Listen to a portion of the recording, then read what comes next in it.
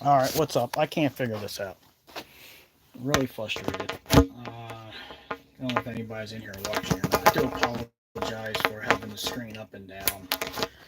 I've tried it 3 times and it won't allow me to run the screen the other way. It keeps saying to flip the screen. I absolutely hate watching it without a phone the other way. But if you're going to watch on your phone, I guess this is, I don't know. I think it's like plan submission. They're like trying to literally force people to do things a certain way. I really believe that. It says or change the position, but I don't know how to change it. Before, all you did was before you got started with it, you just made sure the phone was like this. And I've tried 100 times, and it keeps putting it in the up and down position. Well, I don't know if I'm going to do this now because I don't think anybody's going to watch it like this. Is anybody watching? Hey, Billy Goat, what's up, man? I figured it's a rainy day, and I was trying to make a video with one of these things, and I couldn't get it to sit on nothing right. It kept falling over, literally like somebody was throwing the camera at me, and I believe I have ADHD. I don't know, but just all the symptoms, stuff like that, just was driving me crazy. I said, you know what, screw it. It's raining outside, and I really want to show this product from Hypa. I bought this stuff; they didn't give it to me. Well, the shirt and the hat they did, but not this. They didn't give this to me. So this is actually pretty cool. This is a Hypa, and it's not HIPAA. This it sounds like HIPAA law. Everybody keeps saying it wrong. It's one of those companies that everybody's going to say it wrong forever. What's up, Matthew? How's it going there, buddy? Hope you got your super clean stuff. Should have came in the mail by now. I'm going to be giving away some more shirts today, also. So hang in here for the end of it, and whoever's in the end, I'll give a shirt away to somebody. Hypa did send a bunch of these shirts to me. I guess they liked one of my videos, and they asked if I wanted to give them away. I said, sure, okay, not realizing how expensive it is to actually ship them out, but that's okay. It's just for having fun. Um, but yeah, what I did was I was trying to do like a whole, like how you see every tutorial. I call them dictorials. Every tutorial you see on Facebook or YouTube, or in the past it used to be how-to videos.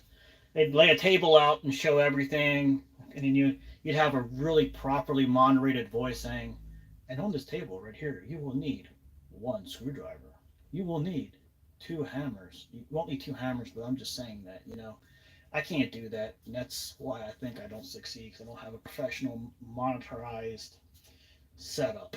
But if you want to learn how to do an oil change or just hang out and chit chat with us on the oil change kit, it's been a long time since I've done this stuff. Like I always, this is a disclaimer. I am in no way, and no how, and no fashion, and never said that I was a professional mechanic or even a certified YouTube mechanic. I'm just a regular dude who thinks that they can do anything.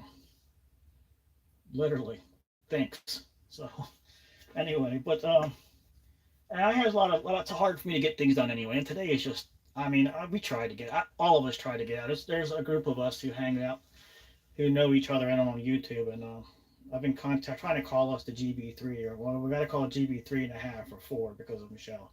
But we all three of us together, and we all live in the same area, and so if the atmosphere, everything, it affects us all.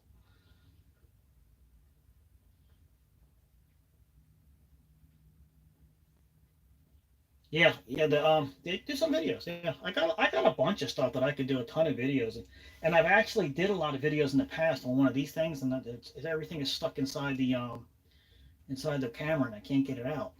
It's on the files, and I don't really have the time to download them onto the computer, and I don't know how to use the video maker on the YouTube thing that well as fast as I can do it on the phone. So I got to relearn how to do all that. So, but anyway, I really wanted to get this out because I bought this stuff and I haven't had a chance to really share it. They did send me a chainsaw chain, which I absolutely freaking love.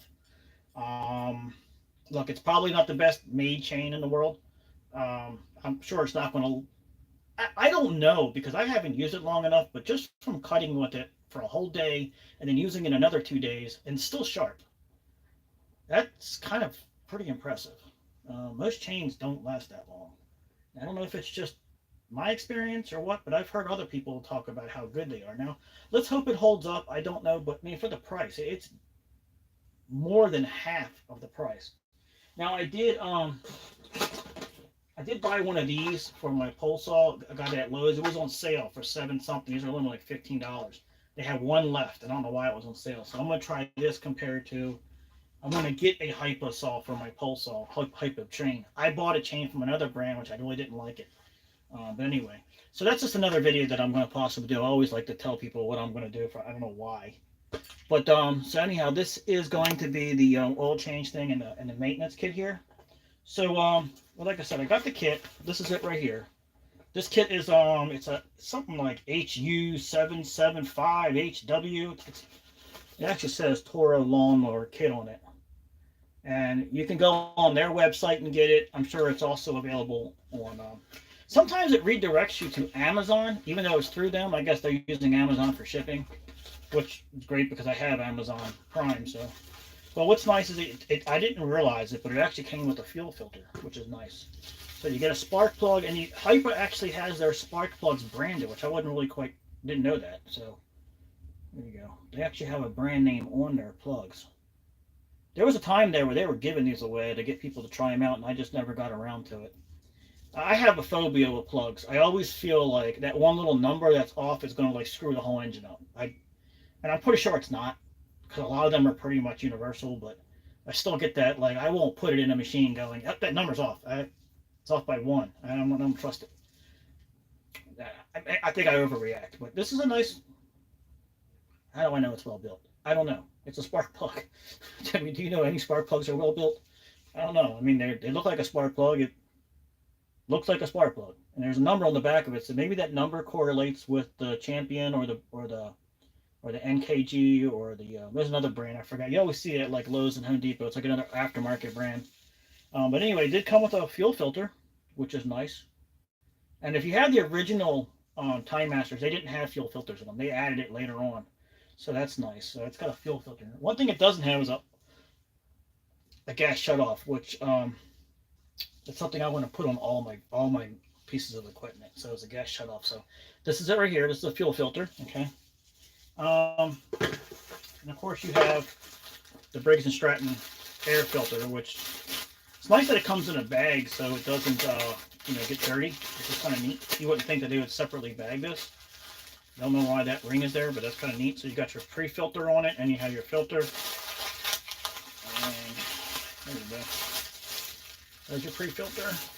Got a pre-filter on it. So if you're just joining us, this is the Hypa maintenance kit that you get from Hypa. You got your filter there, and it looks identical to, even the colors are the same to the factory one. So I don't know why I don't know what that is. Never saw that before. That's different. Maybe it makes the seal tighter. I don't know. But so far, so good. Looks legitimate and genuine. I just go ahead and buy these now because I'm so scared of blowing up an engine. And so I did learn something. Billy actually told me this. I didn't know Billy Goat. I didn't know this, but I thought there was something to it. But the lawnmower oils actually have zinc in them, and it's an additive, and they're formulated more for these smaller air-cooled engines. The oil that you buy in the store for your car is designed for a water-cooled engine, and it's probably the same damn thing, but they don't have zinc in them.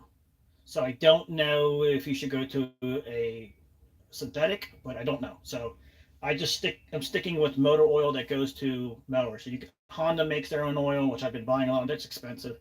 Kawasaki makes a lot of oil. Kohler makes oil. And then all the manufactured brands make an oil that they're getting it from somebody else. So whether it's John Deere, Honda, or Toro, or Craftsman, whatever, you can probably find, like Ace Hardware store will have theirs, and all of your stores will have an oil that says for mowers. And just buy that. Don't buy the motor oil for your car. I think that might have been the reason why the other one blew up. I don't know. So, okay. I did wash this thing the other day because I did the first couple jobs and I did a yard full of poo in it, and that was not fun. And I got to get on my customers about that again this year. So the weather was crap. I wanted to do this the other day outside, but I couldn't, so I'm going to do it in here. We're going to do a lot of things to this mower, not just a kit. So we'll do that first just to get that out of the way. I don't know if I'm going to change the fuel filter inside because I don't want gas all over the place, and there's still a little gas in the mower. I don't feel like dumping out, so I'll just I'll show it to you and show you where it goes, and I'm going to do it outside. It's not safe to do it in here. But other than that, everything's going to be done on here. So do the oil change. On your spark plug, you can use a 5/8 socket if you got a deep one. And sometimes you may or may not have to move the socket out of the way to get it to fit. Sometimes it sticks through. Because they do make a socket just for spark plugs. And this is one that I've kept from an old Mastercraft kit. I don't even know when I got this, but it was a really cool Chinese kit that just came with everything. I don't think they make it anymore. But it's got a little rubber gasket in there. So if you're doing a lot of your spark plugs, sockets have a rubber gasket in there to grab the spark plug. Because once you unloosen it, sometimes you can't like get it out. So that actually grabs the tip of the plug. Did I drop the plug? I don't know where I put the plug at now. Oh, it's in the box there. Okay, so if you're watching this on the replay, if you've never done this before, there's a little rubber gasket inside here. Can you see it? That grabs the tip right here and pulls it out. So when you go like this, you'll feel it. You'll feel it pop. I can't do it right now. I don't have enough strength in my hand, but you'll feel it pop on, and it'll stay on. So when you go to pull this out of the mower, it comes out with it, and not just sitting in there. So just give it a little push in when you put it in there, and it'll grab it. So when you're done, you just pull it out. Okay, so that's just a little tip if you didn't know that. What I do like to do is get an extension from your socket, so you're not right up against the engine. And don't have the engine on recently. Now, I know it's good for the oil change, but not for this. All right, so let's get that started and get that out of the way. So that way, if you want to leave and go home and watch something else, you got this part out of the way. All right, let's get over here. Hopefully you can see it. I've already taken the spark plug out the boot, so that's up front here. Can you see this from there, or do I have to bring it down lower? I don't know if you can really see it from there. Do this. There you go. No, I do not fix lawnmowers. I just play around with them. I do not fix them. I don't know what I'm doing because I think I got the ADHD thing where I'll remember how to do something and then completely forget it. It's in the back of my mind until I start messing with it again, and by that time I already screwed it up. So I just mess around. I'm just like any person that just messes around. I went to a little class here and there, and that one time, but I just learned from watching other people and just going at it. And a lot of times that's the only way you learn is just trying it. This is not hard. I used to think this stuff was so hard to do. I even did I made a video of changing my hydro fluid on my rights. It was so easy. But the process of getting started and actually doing it, I wanted to film it all so somebody could see the frustration of trying to learn it. That video I'll put together soon. It's just a process. But then once you do it, you know how to do it. So it's, the scary part is when you come across something that you shouldn't have done and you mess it up, and that's where things go wrong. So here we go. Let's take the spark plug off. This is the new one. I got the socket. Put that on there. All right.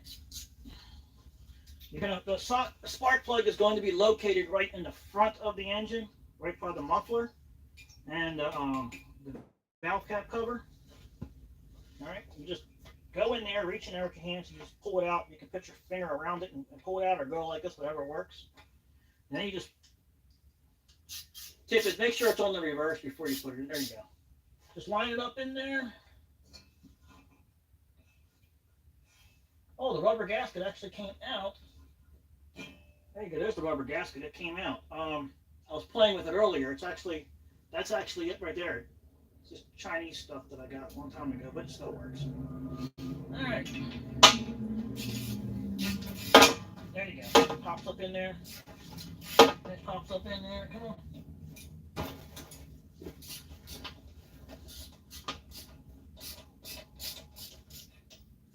What the hell's going on? Oh, it already went up in there. See? There you go. It came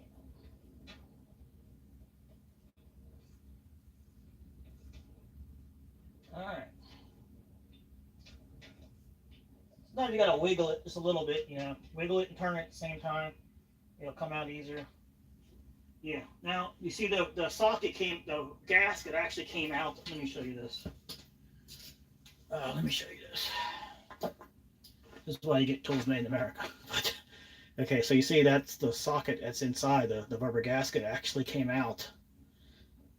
See, that's what it grabs it and holds it. See, it goes up in there like this, and when you push the socket up in there, see, watch, it pops in there like that and grabs it. This is supposed to stay attached to here, but these tools are old, so.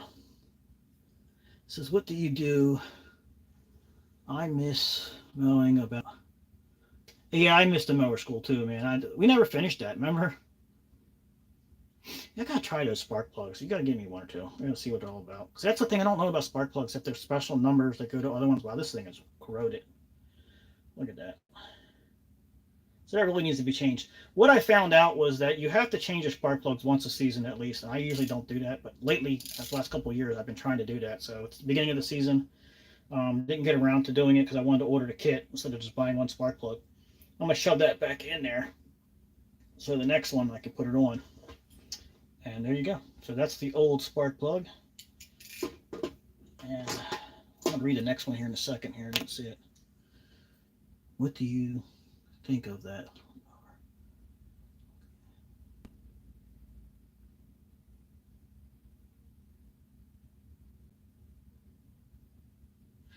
There's the one with the Cub Cadet. I don't know. I never had the Cub Cadet version one. Billy Goat had that. It seems like it's an okay mower. So there you go. There's the new plug versus the old one. So this is the Hipa versus the Champion. That's a Champion. I couldn't remember the numbers. Just going to read the numbers on the back here. If you can see this, RC12YC. And over here it says BK5ECU. So that's what I'm getting at. If, I'm pretty sure the manufacturer went ahead and said this is the right one. They look identical. This is usually what I go by. I usually go by length to make sure they're the exact same size. And then I usually eyeball the depth on there. There's not really much you can do with these things. I mean, this one's got a little bit more of an arc on it. But like I said, I'm not a mechanic, so I really don't know the effect of that. I do have a gauger somewhere. I don't know where it is. I don't feel like going in there and I have one of like coin gaugers where you put it around, so it looks like it needs to be gauged a little bit. But I'm just gonna go ahead and stick it in there for now for the video, and then I'll take it out later and make sure the gauge is identical. But I've always heard from a lot of people that doesn't even matter really. But I want to find out that if that really matters, especially in a mower. There you go. Billy Goat can answer that question for you. He even has a video, I think, on that. You want to check that out.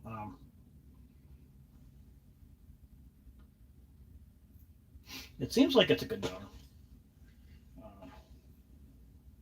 But there you go.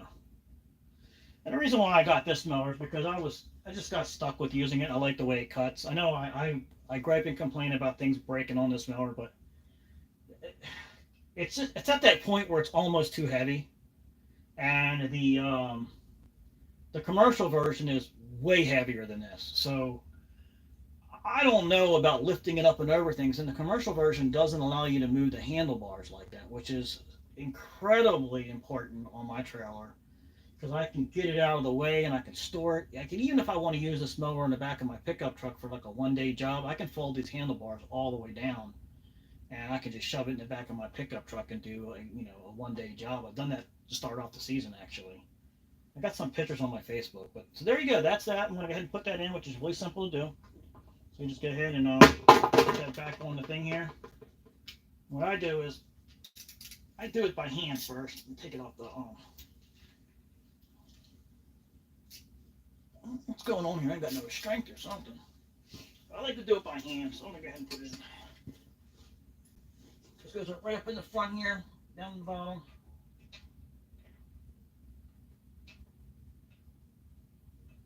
Just turn it in slowly. So like I said, sometimes you gotta wiggle it and turn it. It helps it go in faster. There you go.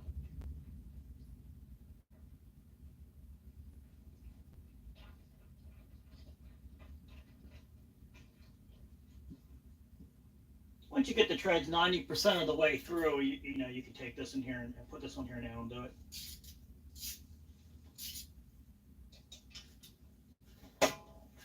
Yep, you heard it pop. Just give it a snug turn. There you go. Another kind of, just feel it turning slowly, you know what I mean? Don't go fast with this, because you could break something, but that's it. Just snug it in there. I think that's stuck in there. Okay. And there you go. That's the boot that's supposed to stay inside here to get it out. Now, you go ahead and put that back on there, but I'm just going to keep it off just for safety reasons, because they always say you should take this off whenever you're working on it, but it's never going to start on you. Not when you got a belt like that. You need a lot of force to get that thing to start. Like the cutting force. So anyway. Alright, so this is where the filter is. Just unscrew this cap on top.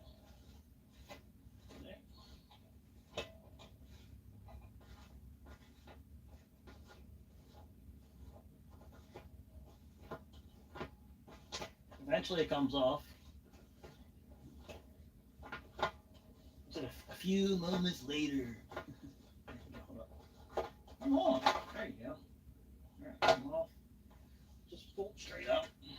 I don't know where the pre-filter went. I must have taken it off because it got so bad. So that's the original one. You can see that really needs to be taken off and replaced. I like to just let the leaf season just go through it before I change these out, because the second you put another one in there, you just destroy it. So that one's done from leaf season and spring. There's not going to be a whole lot more, but it's okay. It needs to be changed out. If I get into an area where it's so bad, what I'm going to do is take this off and keep this with me and just shove this back on for the day.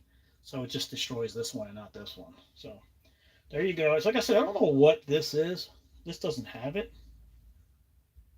See, it's the only difference that I noticed with it between the hipa and the factory one.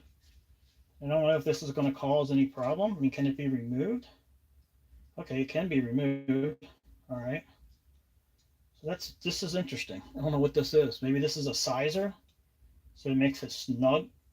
Let's go find out about that. I've never seen that before. That's different. Maybe it allows it to fit a different motor, but I don't know if I want a gap under there, so let me see what happens.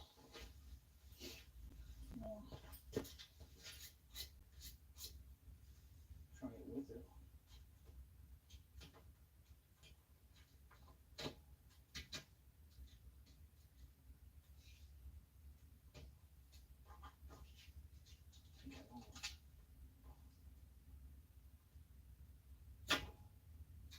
Okay, I went on without it.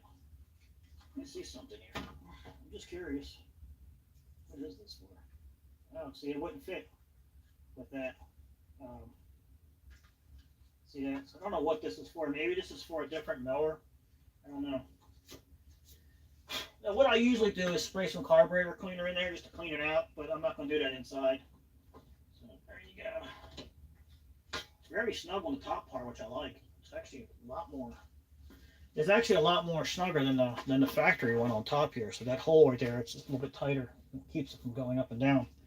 But this piece, I don't know what it's for. Yeah, take that off. Yeah, I don't know what this is for. I've never seen it before. And it actually doesn't even fit snug in this one. So that dimensions are slightly tighter. That's actually a good thing. That's not a bad thing, because it's holding air, sealing the air better. So I don't know what that's all about. So there you go. That's that simple. And like I said, it does come with a new fuel filter. Something that I'm gonna stop and point out really quick. I'm not paid to say any of this stuff. I bought this with my own money. I bought some other stuff.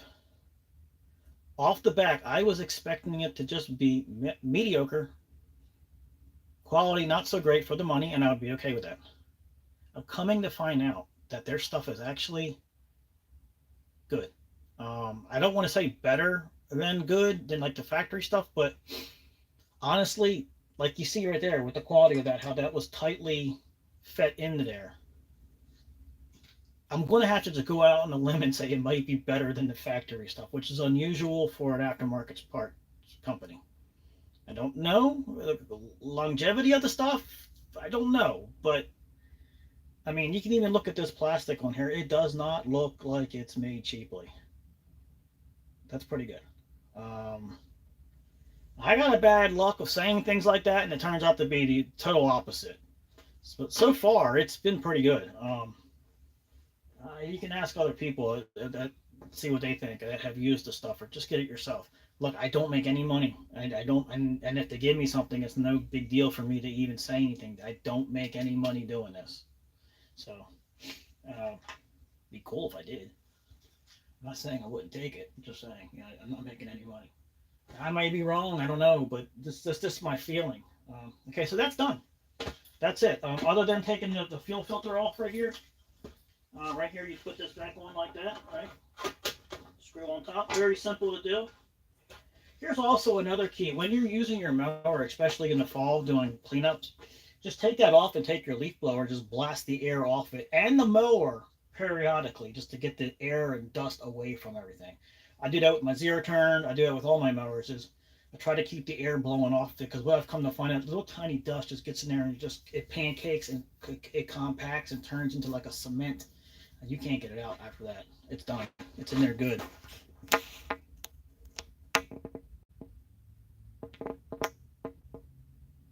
Yeah, there. Like I said, yeah, Bill. Yeah, this stuff is. I'm shocked. I really am. I'm gonna have to say. I'm gonna go out and say I'm shocked.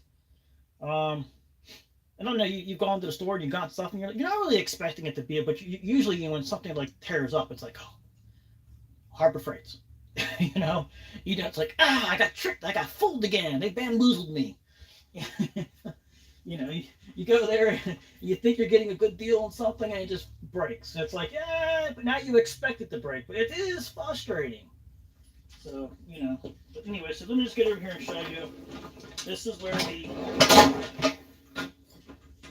and it looks, oh my goodness, yeah, it looks very similar to the factory. It's exact same size, okay? That's important. It's the exact same size. Honestly, this looks like it's built more heavier duty. It has like a piece of metal under here on the bottom one. I don't think that one. I think that one has plastic on it. So why is there metal in here and plastic on there? That one has an arrow showing which way the fuel goes. This one does not. So good job to Hypa to making a product that fits and meets the expectation of the factory product. That's good.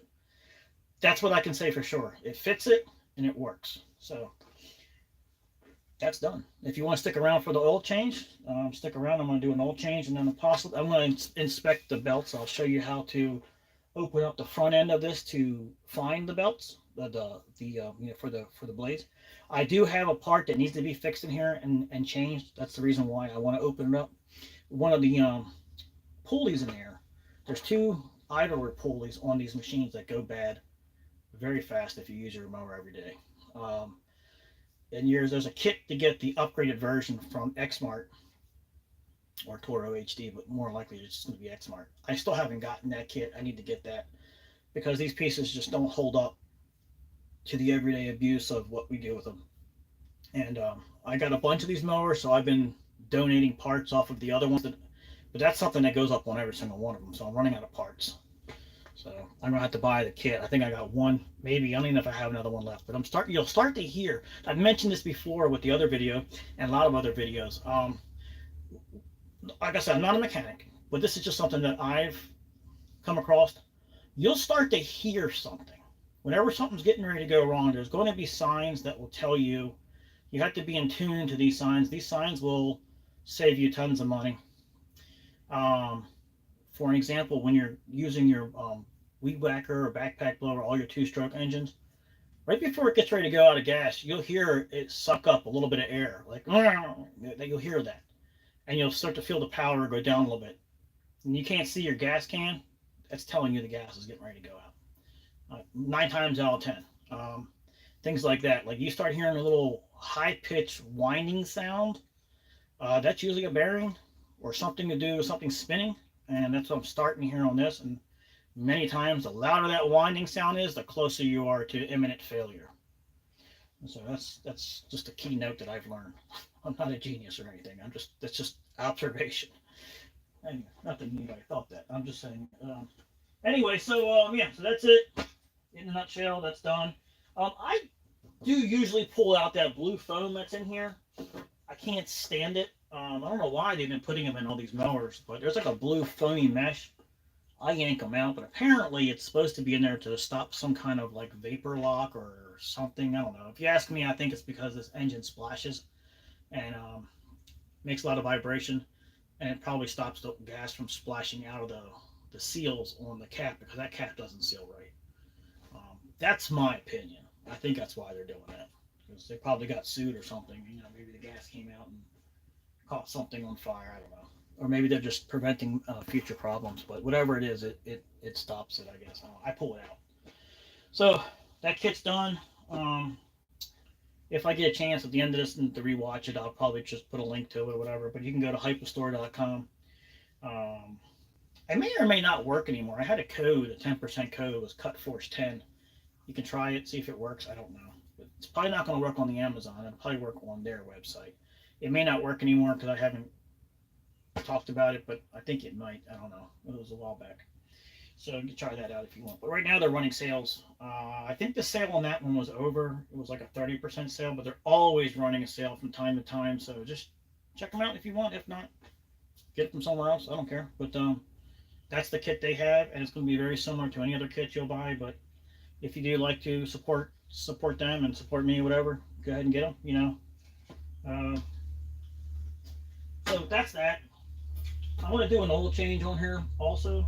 So I'm going to do that next. One thing that I found that's really easy to do oil changes with is I found this pin that I got from. I always keep the old ones anyway. I don't know why. Just I always keep them. I found this pan that actually went to a Rubbermaid, like a thing for put like wrapping paper in it. It was like a tray inside there, like a Rubbermaid case. I took it out of there because it's perfect length to do an oil change. When I was changing the hydro fluid on the mower, on the zero turn, it was so low. So I'm just going to keep using this so I can do the oil change in here. Now, on any mower, you can turn it only one way, or you can turn it straight back. Not too many mowers have the option of doing that because the handlebars don't get out of the way, but Toro does make a few stow and go mowers that actually you can do that. This one is one of them you can do it with. So you have an option of doing it two ways, all the way back or up on its side. And you can only go to the side where the oil filter is on, which is opposite of the your air intake, your carburetor.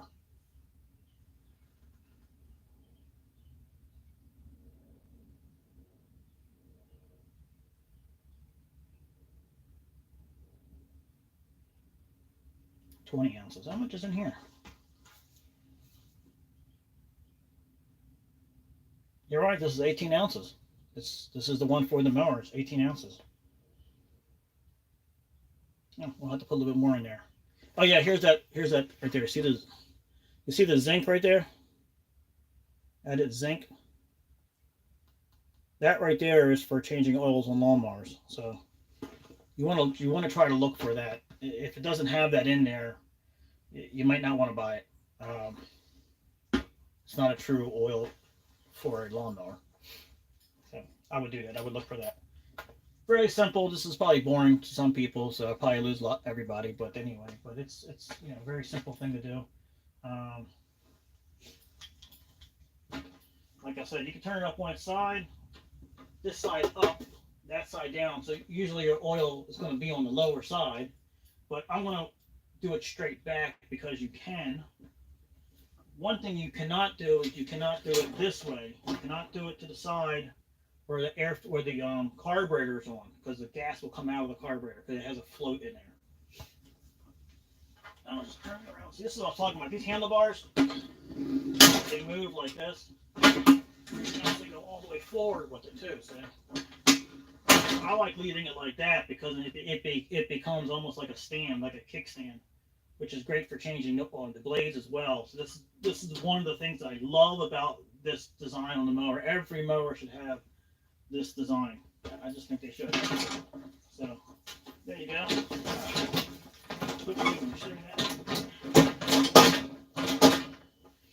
All right.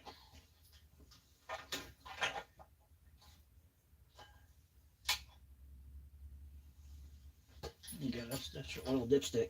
One thing you can also do is to just keep reference to where the oil line was if you forget or you want to see it, because I always forget this. This is another thing I always forget. I'm glad Billy's on there if you're still watching, because I always forget this.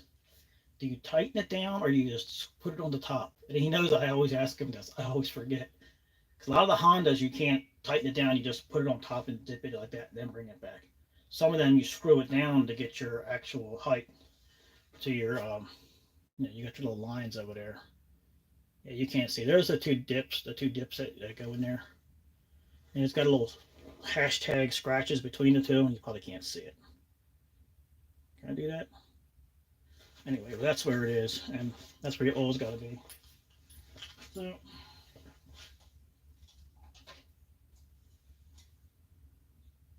yeah.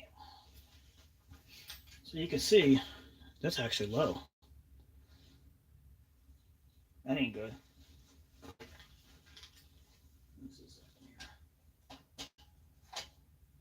Push it down. That's a little better. I pushed it down and turned it. You can see I pushed it down and turned it. So that's a little better. So you can see it's in the halfway mark. So it needed oil anyway. Maybe that's what you're talking about. The 18 is not enough. 18 ounces is probably not enough, and they're giving you 18 ounces to put in there. So most people one and done and forget it. And I did it. Hey, I did what the thing said. And probably when you go ahead and go and measure it the first time, it looks fine, but then after you run it for a while, the oil's all up in the engine, so you're losing it 2 ounces or whatever. It's up in the engine somewhere. See, I didn't turn the engine on to get it hot, so there may be some oil up inside the engine. That could be a thing too. So I'm not going to get a nice proper oil change, but I'm going to change this oil so many times this year. To me, it doesn't matter. Something's better than nothing at this point. Tighten down, and yep, I did tighten down. It did get a little better. Thank you. There you go. That's the only tricky part about it is when you're doing it like this. Because of that, you kind of almost got to go with it sometimes. Or I can't remember. Since I'll talk about, I can't remember what I did last time. So I'm just going to try this real quick. How do I do this? But I'm going to do is this. I'm going to pick it up from this. I'm a little scared.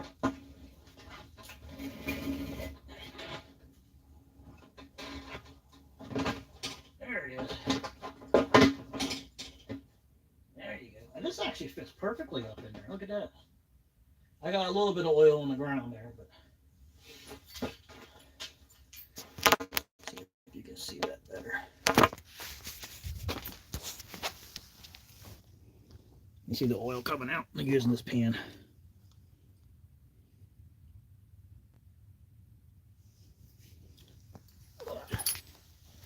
There's the new spark plug that I put in there.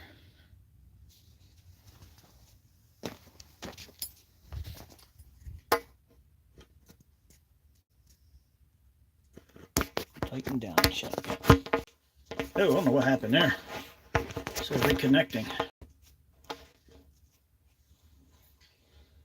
So that's going in. I usually listen to music on the radio, but you can't when you're doing YouTube because it'll demonetize it or something, or say you did something wrong. I don't know. But that's pretty simple.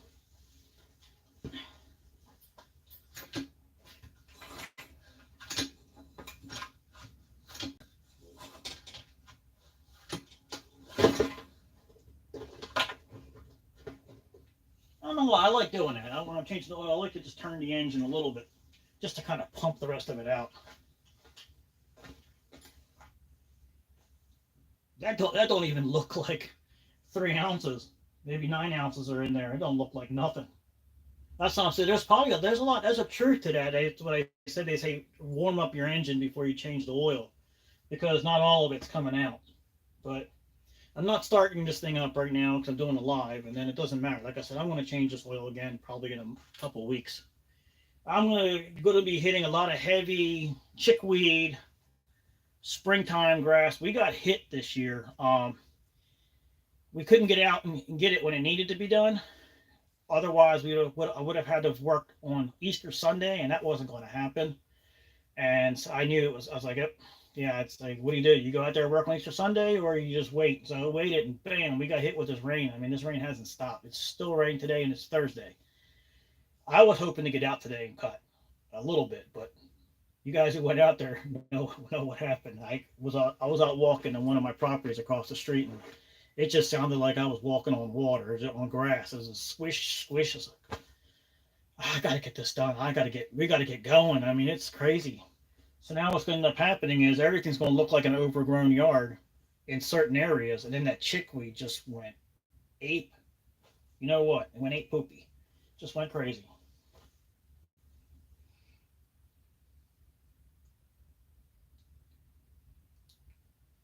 Yeah. Yep. Yeah. I go out tomorrow. Yeah. I'm going out tomorrow too. I got to go out. Even if I'm just cleaning up yards, I got to get out. So I got a couple yards that I have to clean up too, and I have some that are like the yards are normally dry, so that won't be a problem. But I like to get my neighborhood done first because they're like all right around me, and I can stop if I have to. But there's one area where it's dry. I might go hit them first. I don't know yet. I got just. I'm confused. I don't know where to go. I can't even go to some of my nicer yards because I'm going to sink in their yard.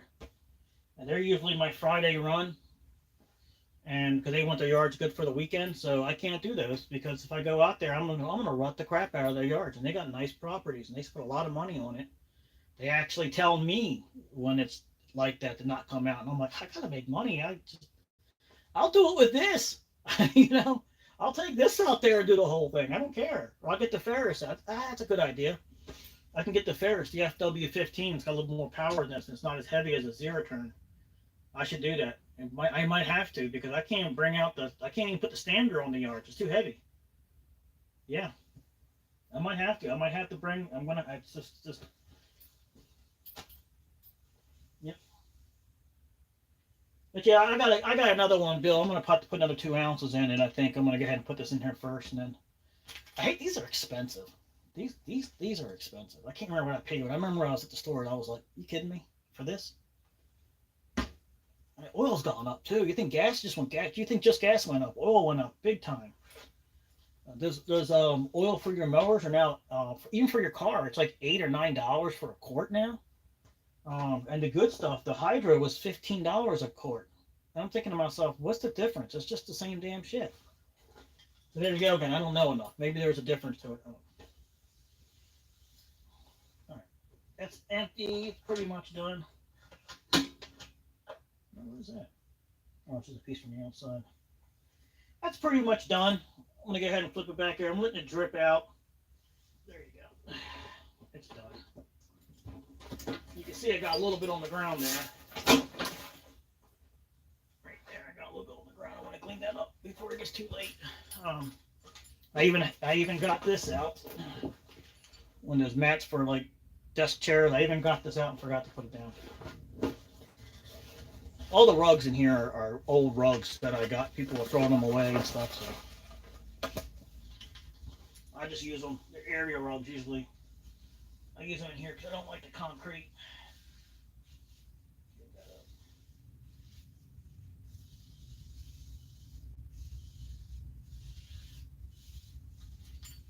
There you go. Put some super clean on that and I get it right up.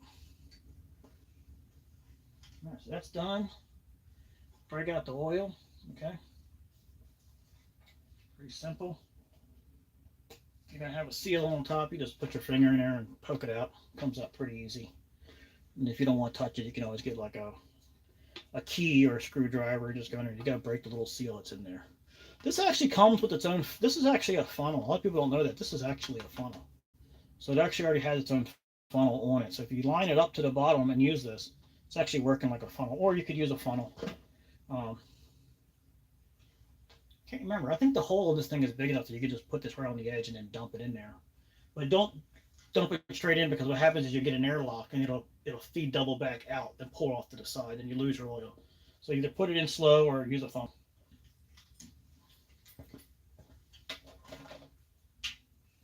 I can't remember. Oh yeah, I just leaned up to it like that.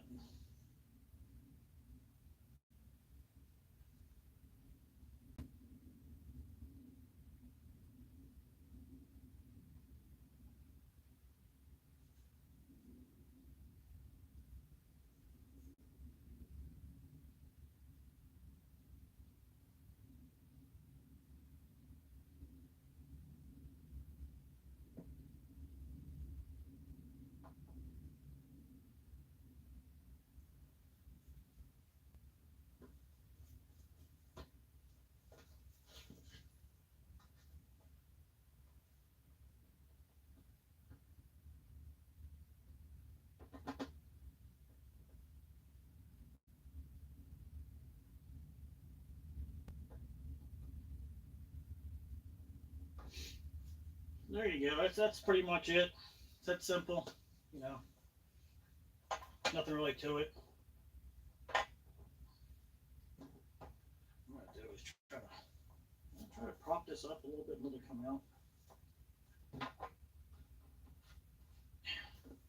Sometimes what I'll do is I'll just take it like that and put the cap on it and just set it somewhere like this for a few minutes. And the rest of it will drip down in there. Now I got to find a dipstick. No, here I am. No, here it is. There's a dipstick. So, like I said, only going to be a few people watching this because I knew that a lot of people don't really care too much about it. Thanks for being in here. So there you go. That's that. I'm gonna check it really quick, but you gotta let it go a minute before you get a proper measurement, and then start it up and let it run for like a minute or so, and then you'll get your accurate um, level. You know what I mean? Going out tomorrow. Yep. Yeah, I already read that. Yeah, yeah. Like I said, I'm gonna have to go out tomorrow. I got no choice. It's getting to the point now where I'm gonna have to file for unemployment or something. I mean, this is ridiculous. That's lost money. Never gonna get it back. That's I mean, I know it's the beginning of the year, but still, I look at it as lost profit because you can't get that week back at the end of the year, so you lost the week. Or you look at it as you just starting off, and the weather is going to be bad every year. You never know, so it's kind of a casualty of war type thing. You're going to lose. You're going to lose 1 or 2 weeks throughout the year to rain. So let's chalk this up as one. Lost 1 week. I want to call it a full week because I could have got started last week doing stuff too, and I didn't start. I only did like a handful of people because I don't know. It just it's some of the yards were iffy and some of the yards weren't and didn't need it. I did a few here and there. I could have done them all actually. There's a couple that I'm not going back to. It's just I went to go look at their yard, and I've always had issues with it. I went down there this year. One of the ones, just cars all over the place. They put a million trees in the front yard. I'm like, come on, I can't do this. This is, you know, it's good money, but I just can't do it anymore. I'll be back doing it. I gotta find it. I can't find my paper towel. And turn, tighten that, pull it out, see what she says. She says she's full. There you go. She says she's full. You can see it. But like I said, like Billy was saying, you actually need 2 more ounces in there, which I didn't really think about that. But once I get her started and running and let it run for a good minute or two, or use it for a day and then let it cool down and check the oil, it'll probably need another ounce or two, maybe 2 more ounces, but we'll see. So right there, that's done. Very simple. Now, if you're watching this and you come across this and you're a regular homeowner and you have a lawnmower and you are going to take your mower into the shop to get the oil change the spark plug, that's all they do for a tune-up, unless you need your carburetor cleaned out or a new one put on. In that case, don't even bother cleaning it. Just go on to hipa.com and order the carburetor for it and take it apart and put it back on. Believe me, it's easier than you think. It's easier. Believe me, it's not that hard. You're going to take your stuff to the shop. Or this is nothing against the shops. They got to make money. One day, hopefully, I open up a shop. That's what I want to do one day. It'd be so cool just to retire doing that. But this is a DIY network. Okay, the entire YouTube thing is a DIY network. If you could do this on yourself and save yourself a bunch of money, go ahead and do that. And right now, the shops are busy. If you didn't get it in by now, that's what you do in those shops. If you want to take your stuff into those shops, you do it last month. Or take it in before, March. Take it in during March. You want to take it in. February might be a little too early, but hey, if you can get it in there in February, go ahead and get it in there in February, because those guys aren't doing much, except for the snow blowers and getting ready for the next season. So depends on where they are. They might be too busy. Like right now, if you try to go, not saying they are, a lot of them are just too busy to get around to it. You might sit there for 2-3 weeks, and by that time, or they do it, I don't know. They might get to it, they may not get to it. I don't know. But the experience I've had around here is 2 weeks. Everything's 2 weeks out, 2 weeks out, 2 weeks out. I'm like, well, if I leave it there for 2 weeks, it's just go out and buy another one, But anyway. So that's done. That's it. That's simple. If you want to see how you open up the front of this thing, it's pretty easy. I might have to change the title of this thing to Timemaster Tutorial or something. I don't know. Very simple. So that oil's there. I better move it before I step on it and it's all over the place. Okay, that's what I'm going to end up doing, stepping on this, and I got nowhere to freaking put it. Where I won't step on it. Where the hell do I put this? I have to put it over here. There you go. I put it under the bench until I got to move it to get the blades out, and I'm going to sharpen the blades up as well. So, okay, that's that simple. So I used a 5/8 to take the spark plug off, or a 5/8 spark plug remover. I think there's only like 2 sizes in spark plugs. I can't remember. There's one more bigger than this. So that's done. Now I'm going to take out the cover. You need a 10 millimeter. So more than likely you don't have a 10 millimeter. I think the next size, there's a size in half in standard that's close to it, but I don't think it'll work. 10 millimeter is one of those weird numbers that it's got to be a 10 millimeter. That's what fell over here. Okay. I always use a deep socket because that way it gets in there. But you can hook this to a drill also and get it out. But since I have this out, we'll just use this. There's a bunch of bolts in the front of this that you use to take the cap off, the cover, dust cover. Basically, that's all it is. So the side, the oil is changed. All right, we changed the oil. Like a new beginning. All right. Go over here. Like I said, that's why I love these handlebars. So I can get it up against here. It's not hanging down. There's 1, 2, 3. There's just 4 bolts over here. Let me show you where they're located. So if you're watching this, so yeah, they're right there. You know, take them out. There's one there. Oh, I forgot. You gotta use. Oh no, they actually, you can get it from here. I didn't think you can get it from here. There you go. That one. That one. And there's that. All right. That's so you know where they are. What blades do I use? I just use the factory blades. I never had any problems with them. I just keep buying the factory ones, and I just I usually get them on sale. I always look on Amazon. I'm always finding them on sale on Amazon. I just grab like 3 or 4 of them. I don't know. I don't want to go with anything heavier right now because I have the old pulleys on here. I'm afraid too much weight might cause problems. But, I don't know if anybody else has any other brand blades. I'd like to know.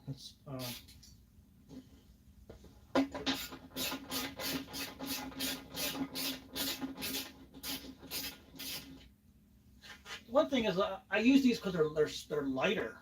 I don't want to use a really thick, heavy blade on here because I believe that the lighter blades will spin faster, less weight. And I used to have a lot of problems with mohawking with this mower. That was I had to tighten the belt and make the belt spin faster. So that's a thing. That's what I think what was wrong with the Wrights. I don't think the belts are on there tight enough, and there's nothing to adjust the belts.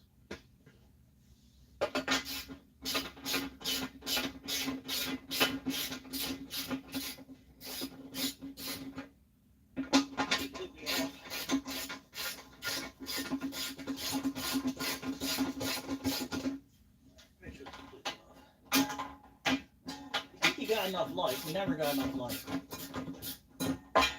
Alright. 10 millimeter socket is all you need. And you're going to need your fingers to get in there and get them out.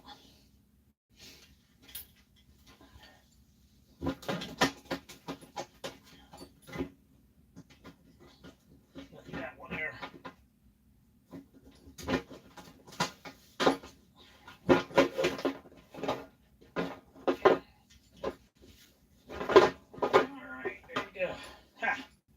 There's the number one reason why you gotta take this off from time to time. Now, I will go through times where I just never put this back on, but this does serve a purpose. I've come to find out, especially when you're bagging, the clippings don't come up through. That's what happens. You got a vacant spot hole here, and a lot of your clippings will end up in here, especially when you're doing a lot of your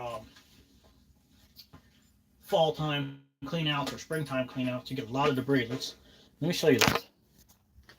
See right here? If you got one of these, you know what this is. This is the buildup. Look at that. That is, it's almost like a piece of cake. Right there. That's a long hair birthday cake right there. See that? Yeah. That is nasty. It's all wet because I was cleaning this thing out with a hose the other day, spraying it all up. Look at this. See? And here's the one I replaced. Or is it the original one? Now this is the one I replaced. You can see it has a different color because it came from an older mower. This is the newer one. And these newer ones, you can see how it's already starting to get a little... I'm going to have to replace that one soon. I'm starting to hear some noise. These have just bearings inside here, like skateboard bearings. And there's one on top and one on the bottom, and then they're sandwiched in with these little pillars. Oh no. Get back in there. Don't want to lose that piece. Come on. Hey. So there you go. This right here is your belt tighten tensioner. You can unscrew this a little bit and yank this out, and it'll put more tension on this belt. So when it closes, when it grabs this part here, it'll tighten it down faster, and it'll put more pressure on it to spin this. This is on its own piece here. It's a cog belt. Keeps it timed, so it can't go out of time. That's why it has the little cogs in there and grabs here. I've never had to replace these, but you know, I was always wondered when they would go bad, but I've never had these going out. These are the ones that always go out. They go out on a regular basis. So this is another belt you got to watch out for. This is something you want to have on hand. So I got to remind myself to buy some more of these, and the one that runs the wheel. These wear out on a regular basis, so that's why I'm looking at them. This one's actually in pretty good shape. I think I replaced this one last year, not too long ago. But I'm going to go ahead and order each, just in case. And I might even order another one of these, because this one's getting old. Just to freaking have it. You know. So you can see that's a very important, very overlooked part of the mower that I've learned through trial and error, and having these things for over 10 years. I don't know how long I've had them when they first came out. I think 2014 or 15, or was it 16? Can't remember when I got the first one. It was it didn't even have a little piece in the front, because that came out later on. That they put in the front to make it more aerodynamic, because I was having all shitloads of problems. I'm like, I don't understand why mine doesn't cut right. And like, then I got another one. There was this little piece. I saw somebody had another one. Might have been Bill's, I don't know. And they had this piece in there. So I was at a store. I was in another state, and I said, "Can I order this piece?" And they're like, "Oh, it don't fit on that." It was because it was on the Toro HD version. I said, "They're the exact same mower." I said, "I'll take the risk." He goes, "Oh boy, I can't order that for you. I need a model number." I'm like, so I go into his own showroom. I take the model number off of his mower. There's the number. I just went and looked at it. Okay. like the whole Superman and the Clark Kent thing. It's like, that's stupid. Anyway, that's my peeve, if you know me. I got a peeve with dealers that won't order something without a number. And they do it all day long. They know what part it is. It frustrates the freaking hell out of me. Anyway, so I put it on a one that I had, and it fit perfectly in there. Bolts matched up, everything lined up perfectly. Well, then the next year later, or whatever, the Toro's Timemasters came with that piece in there to make it more aerodynamic. And that was just, Toro owes me something one day. They just do. I was like their guinea pig with this damn thing. That's how I feel. That's how I feel. I feel like a guinea pig with this mower. I'm sure Bill can contest this. I'm not sure Bill understands what I'm talking about. It's gross. It smells like horse shit. Man. It smells like horse shit. Damn it. That grass has been there for a while. I hope it's grass.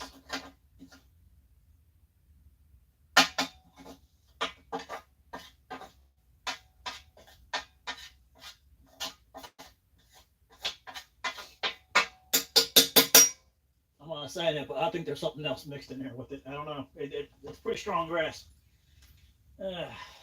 Anyway, here, this is something cool. This is actually a leveler for your blades for the rights. And what I did is I actually used this on my Husqvarna zero turn to gauge the tension on the belt. So I went up to the gear and I put a piece of tape on it so I know where the bolt was to tighten to.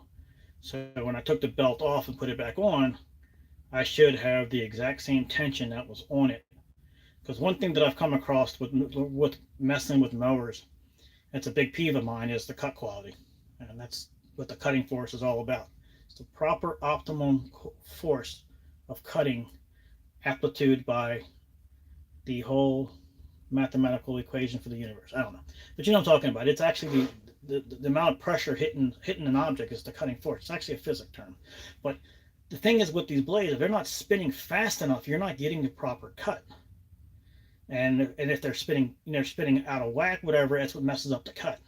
So you have to tighten the blade a little bit on your tensioners to get that blade to spin faster. Some mowers work better with heavier blades. Some mowers work better with lighter blades. And I'm finding that out with each individual mower that I have. Yeah, I gotta get a hose in there. I'm not even gonna put the bolts back on it. I'm just gonna set it on top. When I take it outside, I'm gonna take it outside later. I'm gonna hose that whole inside area.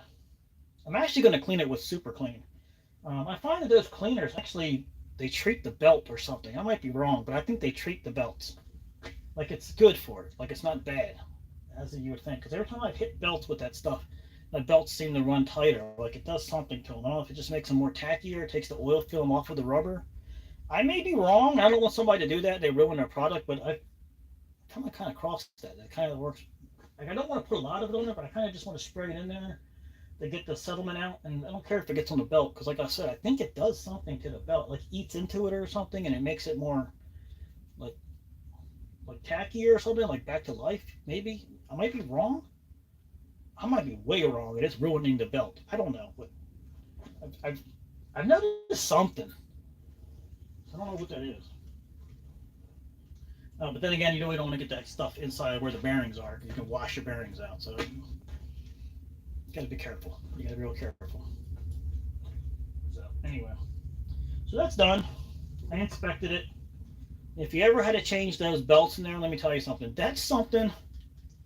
If you don't have the patience for it, you might have to take it to the shop, because it'll test you. It'll tell you. It'll let you know what kind of man you are. You might give up and cry a little bit. All right, I'm going to leave this off just because I'm going to have to clean it anyway. But when you're putting them back on, now this is for the people who don't know.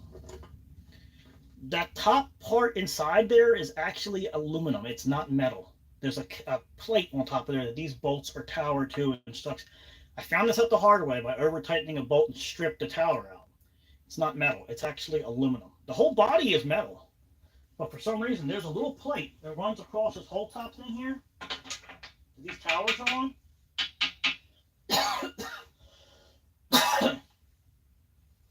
It's not metal. Why is it aluminum? I don't understand why they would just make that one part aluminum. Does it make it that much lighter? Maybe. That might be why they did that. Oh, something, but it's aluminum. It's not metal. This is metal. That's all aluminum. So don't over tighten it. Here you can see I got another one in here. That's from another one. It's like always, I got so many of those covers. That's that. There's one other thing that really goes wrong with these. I wasn't planning on talking about it. I'm just remembering it now. Is up in here. Well, a couple things. The wires can come off from your off and on switch. It happens all the time, and you can just probably touch them together eventually if you have to, or fix it. These are your cables that are notorious for going bad because there's a lot of stress on this mower, and I think these cables should be heavier duty, but they're never going to do that because it's going to have them redesigned. I don't know. But right up in here, there's another bolt that goes right onto the on-off switch, and this also adjusts the pressure in here. Sometimes you can just adjust it here and be good. But this one is not for the blade. This is actually for the go. This is for your speed. Say like this, and that pulls another one up here that lets it go this way. And they used to make this all plastic for the first 2 or 3 that I had, and then they finally made it metal, which, like I said, guinea pig, you know. That's another thing that goes bad. Because this is your belt right here. This is your belt. There's nothing to adjust here at all. Nothing. Pull that in, push that back. I have it tight, so the blade spins faster. Because I hate it when the blade takes forever to get going. That's it. So here you go. I'm gonna do something for you guys. See this? This is. Let's see if I can do this. I don't know if I can do this. Get this on camera. Yeah, you can.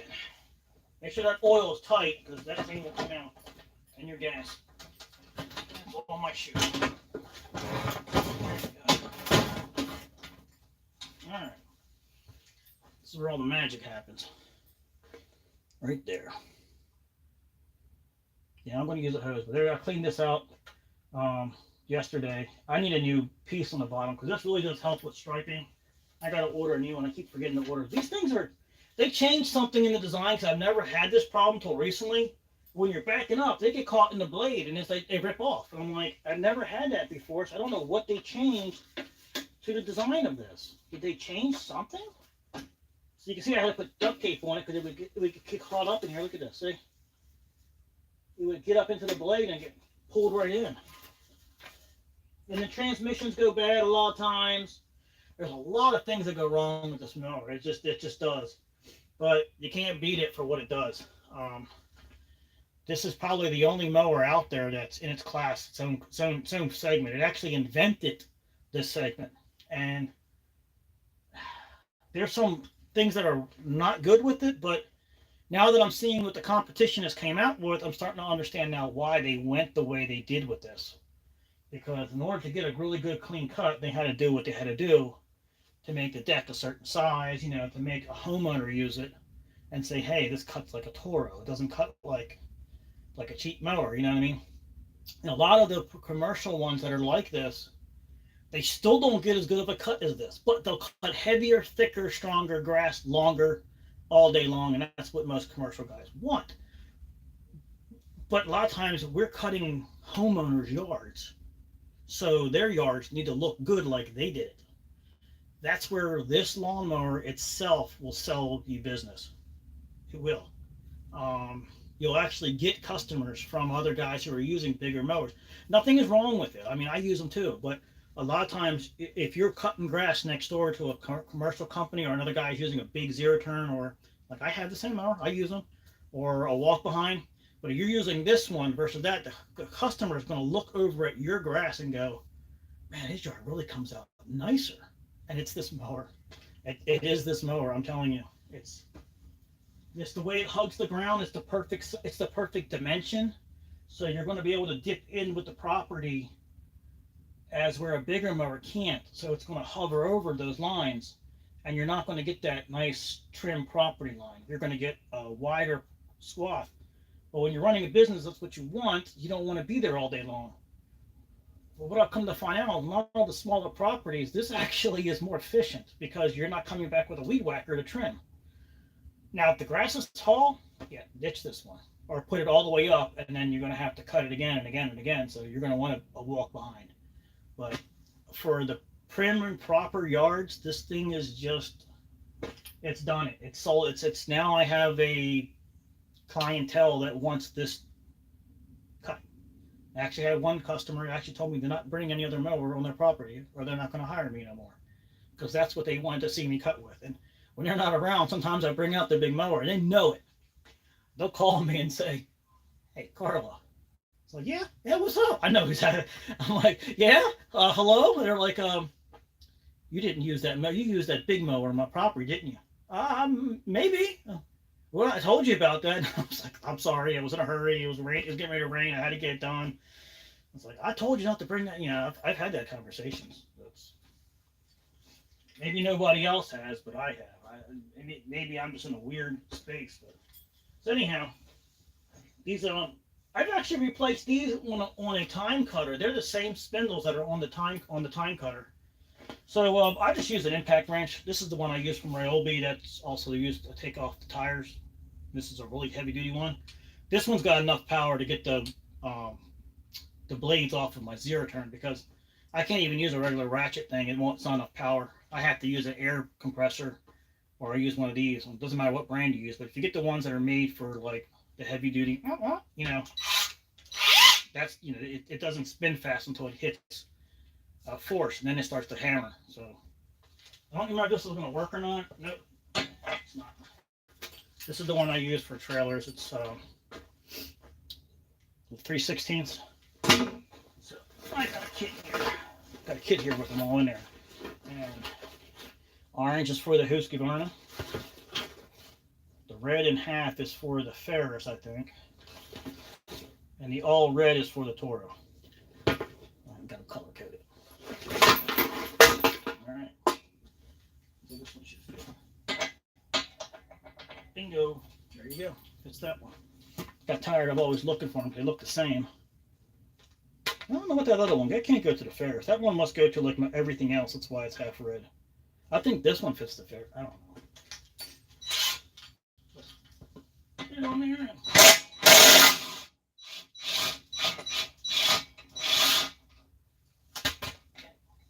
If you are new to taking your blades off of the Timemaster, they have a breakaway piece right here. This goes on there. You can get these pretty readily available on Amazon or your dealer. More like you're probably going to have better luck on Amazon or eBay trying to find these pieces. But these are designed to break. So if they snap, they did it for a reason, because you hit something really hard. This is what keeps it one more step of not breaking, because the belts are timed and you don't want them to break. When they do break, they happen, the two blades touch or the belt breaks, the blades are done. There's no fixing them. There's no, you just throw them away. So this is the factory blade, and all the Toro ones have this like little like T right here on it. I don't know why. I guess maybe it's for Toro. I don't know. But so there you go. I'm gonna sharpen these because I don't know where my new ones are. These are actually still pretty good. Let me show you the tool that I use to balance them out with.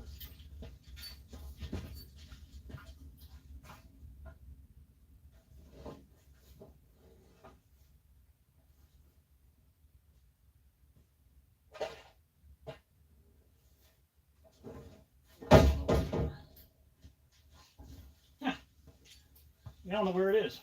Now I got to find it in order to do this.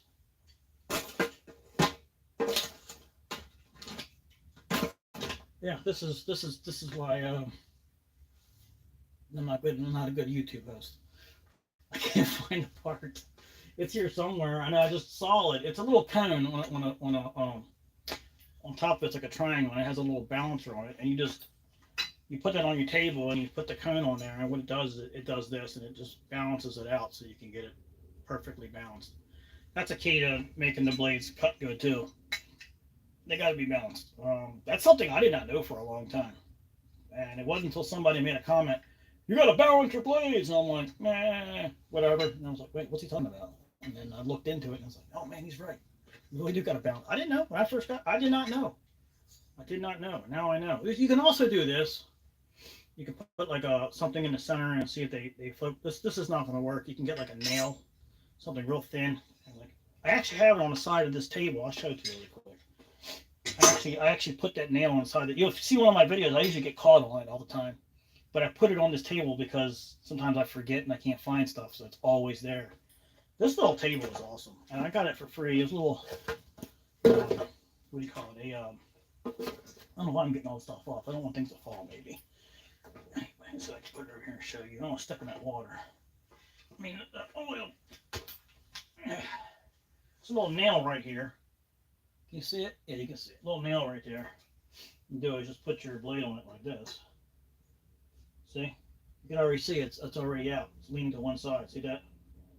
And then so what you do is you take more off of this, and it'll lighten it up.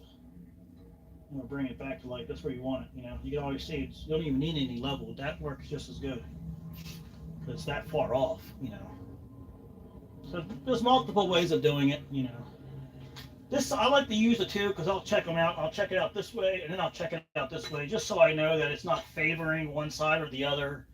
Believe it or not, the freaking wind will change the angle. I was saving the crap out of off of one side, right? I mean, just taking it off, thinking to myself, this don't make any sense. I took more off, and now it's going the other way. Well, what I found out was the wind was grabbing the top of the wing, and the wind was pushing it down. That is crazy. I mean, because it's almost like a balance. The metal is so balanced out that the slightest wind was pushing one side down like this. Because I would let go of it, and the blade started doing this, and that's when I realized something was up. That it was actually spinning the blade. And so I said, wait a minute. So it was actually pushing down one side because of the wing. Not this blade, a different one that has a bigger wing on it. But there was that much wind that it was able to grab that wing, and it was literally pushing one side down. Oh, now you can use a file. That's actually the proper way to do it. But I just use an angle grinder, and I'm not really that great about getting a good blade. I'm doing it so long with my eye that I can pretty much match the angle. And it's not something that I do every single day. So when I get started with it, I start playing around with it, and then I start to remember the feel of it, which part of the blade to start with, and it's all in the way you just feel the metal going across you. You start it like this. You can pull it back this way. You'll start to get the feel of the way the blade is actually spinning, the science sander, and you'll start to feel the way it's actually. You can see the change in the color of the metal. That's the angle of the grind, and so you can adjust it with your hand by just turning it like this, and then you can see it's taking metal off evenly, and that's all you need to do to find the angle. So you don't want to completely just go over the whole thing. You want to find an area where you're going to start, and you can see the metal changing color to bright shiny metal, and that's the color you're doing, and then you bring it back with your hand in a certain way. You got that angle that just pretty much stays itself as long as you keep your hands. It's easier than you think. You don't have to really be perfect on it. You can just run your hand back and forth with it, and it stays pretty. It's almost like a bicycle in a way. You get that centrifugal force going. The blade's spinning so fast, it's having its own centrifugal force, so it's actually keeping it pretty steady. If you keep your hand pretty much on that path, it'll stay in that groove. It won't move as much. You are moving it when you think. That's what ends. I've come to find out. You're moving it in your mind when you think you're not doing it right. But if you just leave it sit on there, and once you get that groove, the blade is pretty much spinning in its own centrifugal force, and it's keeping it 90% in where it has to be. So it's not that hard. Just I used to overthink things and think that was so hard. And then when I was doing it more and more, I started to realize, why is it so easy? And then I come to think, well, wait a minute, this thing is actually, if you actually take a sander and hold it in your hand, and while it's spinning, just hold it like this and take your hand with it and go like this. All right, you'll start to feel it wanting to fight back because it has its own centrifugal force. It's holding it in its orbit where it's at. So that's just the cutting force technology. I learned that by accident. I wasn't quite sure what was going on, but I remember seeing a science experiment where this guy had a bicycle thing. He's spinning it, and he was on a pedestal that spins. And when the guy let go of him, he went around in circles because that centrifugal force was following the cutting force. Telling you, there's something there. There's a force that we don't have control over. It's energy. It's an energy force. Everything's got a force. But that's all it is. So the centrifugal force of the actual grinder holds itself where it needs to be. As long as you just leave it alone and keep it in that area and don't overthink it, you'll be fine. The second you start to overthink it, when you screw it all up. It's almost like artwork. If you try to overthink a line while you're drawing, you make it way too straight or way too rough. But if you don't overthink it, you just let it go, it's okay if it looks like crap. As you're going over it, it gets better and better and better. It's the same thing with sharpening the blade. As you go over it a couple times, it gets better. You start to see where you have to adjust just a little bit and make that blade. I mean, you can make these things like sharp, sharp, sharp to the point where you're not supposed to really. Because they say if it's too sharp, things go up against it and hit it and actually crack the blade. Well, that's a big argument. I'm a proponent for a sharp blade. So, do what you want. I like the blade so sharp when it goes around, the air gets scared. You know what I mean? Like, the air is like, no, don't cut me. That's how I want my blades. So I'm going to take the other one off, and I'm not going to sharpen them on live because it's going to be loud. But I'll show you the tool that I use. I'll take the other one off. I'm actually, as soon as I turn this off here in a little bit here, I'm going to do it before I do something else. Where is my other tool? Let me show you that real quick. Let's just take it off. I'll just show you what I do. I'm not going to turn it on. It's loud as AF. You know what I mean?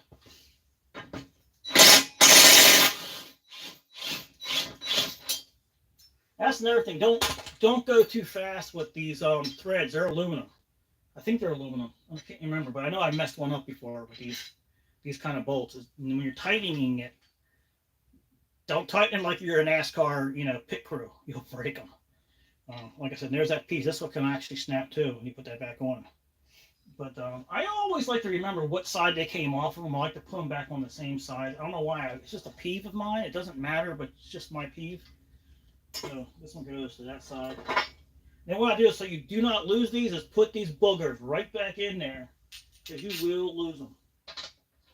And you're not going to find the right one if you go to the store and try to buy. Where's that little piece that goes inside? Now, see, I lost that piece that goes inside there already. Oh, there it is. Yeah. Put those boogers back on. Oh, you will lose them. You will lose them. All right. Let me show you what I use. I got it available. Yep. This basket. I actually got to replace the disc on here eventually, so just got a bunch of these from Harbor Freight, so I'm gonna have to replace it. This one's getting pretty bad, but it's real simple. Okay. I used to put it up on an angle and try to get the proper angle and everything. Horse shit. Don't do all that. It's not worth it. I'm serious. It's that simple. Okay. Can you see me? You move the camera so you can see this, because this is pretty importantly easy to show you how to do this. Okay, well, real simple. All right. There's your blade. You just hold it with your hand or whatever. It just doesn't really move. Find a place. This bench is great for this. You can put your hand in different places. I do it flat, and I'm telling you, it works great. Put your safety glasses on and everything, and then you see the angle of it, right? Just start turning with it. Just start going like this with it. You don't have to go like this. You don't have to go really fast. You just got to go over it like this and feel it cutting into it. Then go like that to the front. Sometimes you're going to bring it back this way. And you go this way with that one. And you'll start to see the metal, cutting off from the top or from the bottom. This is a thin blade. So this one's kind of hard sometimes to keep that exact angle. But you're not on it for long. It doesn't have to be, take a lot of metal off. Okay. And if you want to, you can just take one little strip off the back of it really quick. But these smaller lawnmower blades are actually pretty feasible to use a hand file if you really want to. But I just take these two. I'll just go like this. You'll start to see the sparks coming off of it, and you'll start to see the metal. You can see that you're grinding either the top of the metal or the side of the metal, or you're grinding the whole metal at one time. That's what you want. When you see that you're grinding the whole thing at one time, that's how you know you got the right angle, because it's taking the metal off evenly. And it doesn't have to be perfect. Okay, you can turn over to the other side. Also, there's a lot of debris and junk on here. Okay, now you can either squirt this with some super clean whatever and get it off, but you're probably not going to get that stuff off, and that could change slightly with the balance. So what I'll end up doing is do this. Take it flat on it like this, and just real lightly, just go like that and just try to rub some of that off real lightly. You know what I mean? If it's on the bottom, you do the same thing. Because I get worried that it's going to mess up the level, because it's buildup, which is weight, So then you put it on the side here, or if you got your little tool, and then you see that it's not balanced. You see which side is dragging down. So this is the heavier side, so you're going to take more off of the heavier side. It'll help lift it back, and that's all you do. You keep doing that just a little bit at a time, and then you got a perfectly balanced blade, and you're good to go. But that's simple. So anyhow. Who is left in here? If you're in here, just say hello or something, or just say me. Anybody still here? I don't think anybody's here anymore.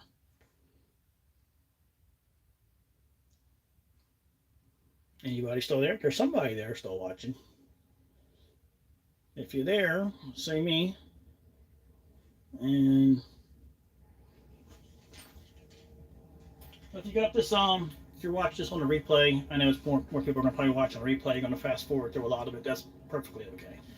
Um, I probably would wish I could figure out a way to actually like use the recording and make a video of just the first half of it and then cut it off and then not have the rest of it on there. But I know it's frustrating with it going straight up and down, and I'm having a hard time actually editing videos. They're just the stuff isn't working for me. And it's getting frustrating. So I'm trying to do stuff and I can't do it. And I'm so used to using a phone. That's the only thing that I use now. But the phone's clogged up with so much information that even this app wasn't working for a little while. Anyway, but so that's it for that. Taking these off is pretty simple. I mean, I know a lot of you that watch this already know what to do. I'm not preaching to you or anything. You know, it's just a video to watch. It's YouTube. If you know YouTube, that's all it is. It's just something to watch. I do appreciate anybody who does watches it. It does help out a little bit. Like I said, we don't make a lot of money on the YouTube. You know, it's just a hobby, really. Something fun to do. Just being connected with the community, I guess. Maybe one day it'd be kind of cool, but I'm not doing that anymore. Not worried about that anymore. So I got the blades. As soon as I get off here, I'm going to go ahead and sharpen them up and get going. I was going to give away a t-shirt if anybody was here. I don't know if anybody's here or not. And that's what I do at the end of all my lives. Not all of them, but the last one and this one. So if you want a t-shirt from Hipa, let me know that you're here and say hello. If not, I will leave this video on. And if you happen to watch it, let me know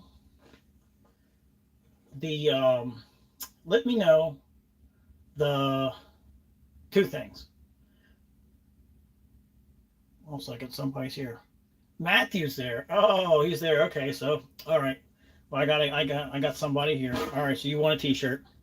Did you want a t-shirt yet? No, you haven't. You want, okay, so you want a t-shirt. You get a Hipa shirt. It's only going to come in the color black. It's the only color they come in. Just let me know if you want a large, extra large, or a triple X. Now, believe it or not, I'm actually wearing a triple X, and they're not that big. The extra large is, you know, fits, but this is actually, you know what? Let me just make sure. Go steal. Hey, I'm not a one brand anymore when it comes to the handhelds. I used to be, not anymore. Let me see something. Okay, this is a double XL. This fits fine. The extra large fits fine too. So this just gives you a little bit more room, I think. But I got two of them. I got one's an extra large, and one's an extra. Now you can see I got clothes on underneath. You can see it's a little bit baggy. But these shirts are different kind of material. They're not like really wide out. They're really strong. It's almost like they're workshop shirts. Maybe that's why they did it like that. I don't have a medium, so I'll get you the extra large. And believe me, they're not that big. They're actually kind of snug. That's why I asked for the double X to see how they were. So, and I believe once you wash it, it'll probably shrink to a medium. I don't know. So I'll get you an extra large. If you don't like it, just put it in the dryer a couple times. You know, but you deserve it. I appreciate it. You're one of my favorite fans out there. So I'm going to get you that. But what I will do is I might put something in here. If you're watching the replay, you got to watch it, the whole thing. And I'm going to have to come up with some. I will make a comment on here with 3 different things that you have to tell me to be a runner-up to win one. And if you already won one, you can win it again. It's fine. But I'll put it in there, and then I'll pick the winner from that. Probably the first person who gets it, or probably the first person who gets it. Or if there's a couple of them that might get it, because I'm not going to give them the answer. I'll see how long I'll do that. Because I got a bunch of shirts to give away. I got to give them away. But I don't have to, but I want to give them away. They gave them to me so I can give them to my. I want the people that are watching this to receive them. So, but I want to make sure there are people watching it, not just anybody that just It's not fair to the folks who watch it all the time, you know. But anyway, doesn't matter. So that you'll get the shirt. Thank you very much for watching it. Appreciate your you watching it there. But so I'm gonna go ahead and end this, and I am going to I have your information, Matt. I think I still do. So if I don't, send it to me again on Facebook, to the Cutting Forest Lawn Care channel. That's what this is. This is the channel is also on Facebook. Um, and then I'm probably gonna do a live eventually to talk about some other things and stuff like that. Maybe give away one. Maybe do a StreamYard if I can figure out how to do it again. It's been a while, and a lot of my stuff isn't working. I'm getting hiccups from talking too much. But anyhow, probably the smell of the fuel in here. I don't think that's what it is. So thanks for watching. Don't forget to hit the like, subscribe, share, care. Don't forget to change your underwear. And remember, stay sharp, my friends. Dull blade won't cut it.